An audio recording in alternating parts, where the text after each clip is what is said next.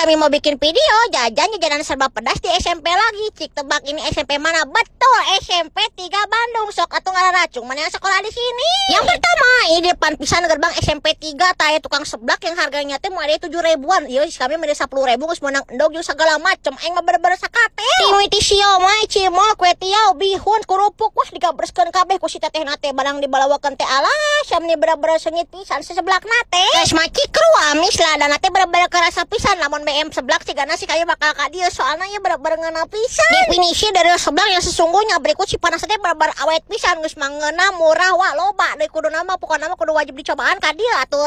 Munur setik ari pek teh aya si teh tukang risoles hargana teh mung 3 ribuan meuli we teh 10 ribuan geus meunang 3 atunya. Cenah kata si tetehnya teh isiannya teh mayo pas dibelawakeun teh alah siap bener si isianna teh mayo barudak. Biasana mah tukang risol teh geuning di SD teh sok asal-asalan ieu mah bener